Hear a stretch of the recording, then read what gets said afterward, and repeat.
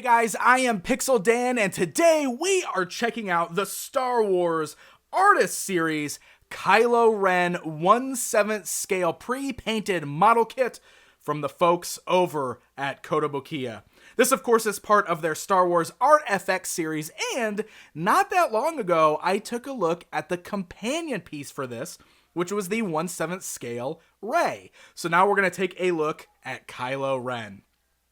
As you can see, the box features mostly all black look, but it does feature some beautiful artwork over here on the side, which of course is what the statue is inspired by. The side of the box shows us a close-up of that statue from within the box, and then on the back side, we just have this really cool kind of like line work version of the artwork showing the design for the Kylo Ren Artist Series statue, featuring the artistry of Kamome Shirahama. So really, really cool stuff.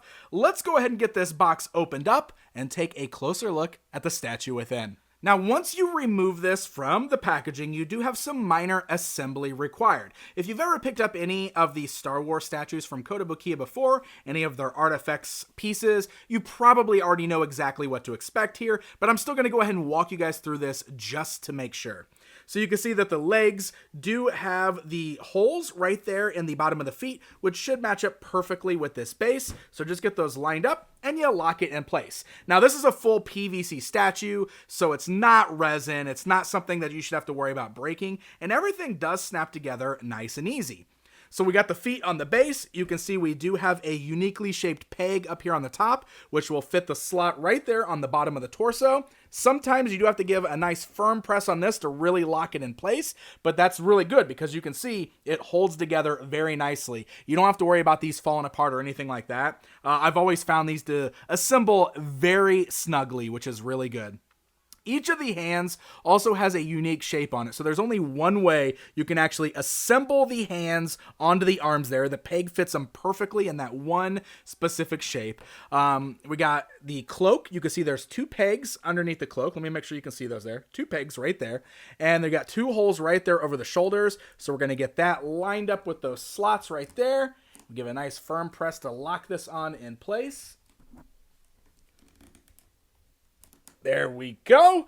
And then the head is the same way. You have a uniquely shaped peg hole on the bottom that will line up with the peg at the neck. That way you can slide that into place. Now, I have not assembled the next hand yet because as you can see, we have options. So there's some interchangeability here. We have two different right hands, one of which is holding the Kylo Ren mask, the other of which is holding the melted Darth Vader mask, which is super cool. Let's go ahead and just start with that Kylo Ren mask, which again just slides right there on the peg, locks on nice and tight, and that will complete our overall statue. Now, one other thing that's really cool is that you do get a very nice art print of the artwork that the statue is based upon. So beautiful. It's nice like cardstock. It's heavy duty. Really nice piece of artwork that is included with the statue. So now that we've got it all assembled, we can get a closer look at the details. All right, let's start with the measurements on this guy. I mentioned he was 1/7 scale. So if we go from the bottom of the base to the top of the figure's head, you can see he's about a little over 11 inches tall. He's actually closing in on a full 12 inches tall. So that's what you get with our Kylo Ren here. And now we can start taking a look at the details on this guy.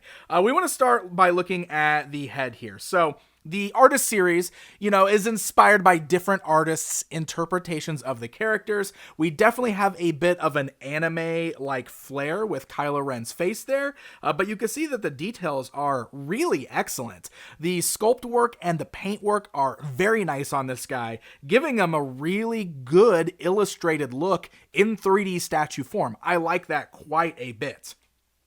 Coming down and looking at the textures on the outfit, they're very nice. You can see the texture detail on the scarf piece and the body itself. But then, of course, we got the different style coming down on the arm. Over there in his hand, you can see he's holding on to that Kylo Ren helmet. I'll try to make sure I get some good pictures all around it, but it is nicely detailed with the silver line work and everything on the front. Definitely looks like it did in the films, which looks really, really nice. Now, one of the details I love is when we come down here and look at the lightsaber itself. So, we've got Kylo Ren's very unique lightsaber with the crossguard, and you can see that the blades themselves are done with a nice translucent red plastic. It's very bright. It's got that erratic look to the sculpt, just like his saber does in the films.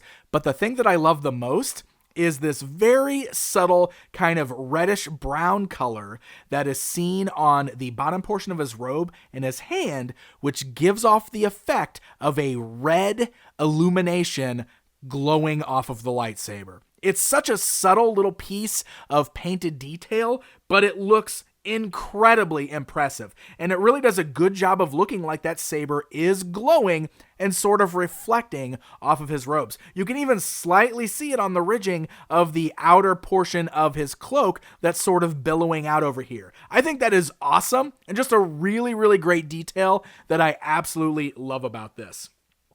Now, I just mentioned his billowing robe. It does almost look as if he's standing in a very windy area. You can see his tattered and torn robes kind of blowing in the wind. And underneath that, you got some really incredible details with the inner part of his cloak. You can see his boots and everything down here. He just has a nice clean white base, which is very, very cool. It's like a hard plastic material there. And again, that like cloak piece that's hanging down, tattered and torn, sort of like a scarf here, but it also is billowing out like it's blowing in the wind. It looks really nice. So the overall details on this guy are really incredible. Of course, Kotobukiya is known for their high details in all of their statue pieces, and I definitely think this is no exception. This looks really cool. And it's neat looking at him from different angles. Basically, any way you decide to stand him up on your shelf looks really good on this guy, I think. Now, we talked about that interchangeability, so I do want to bring in that other piece here. If you give it a little wiggle there, nice pull, you can kind of pull off the hand off of that peg there, and then we can swap on the alternate piece for our different way of displaying him, holding on to the melted Darth Vader helmet. Again, the details look really great on this thing because it looks like it's all charred and twisted. And this is really cool. And it works perfect for the character as well, especially going all the way back to The Force Awakens, you know, kind of staring as if he's talking to his grandfather. It's a really great alternate way to display the statue and something that I am really happy was included here.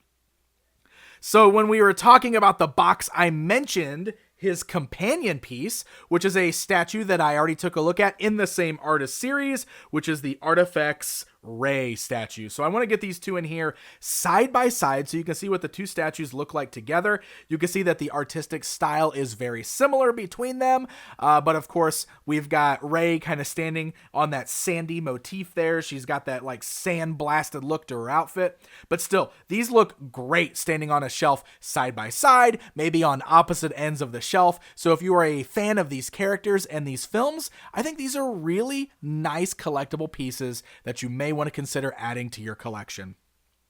So I want to give a very special thanks to the folks over at Kotobukiya for sending this along so I can unbox it and give you guys a really good look at the building process and taking a look at it outside of the packaging. I'm going to link to their social media and official website in the video description below, so that way you can check them out to get more information on this particular piece.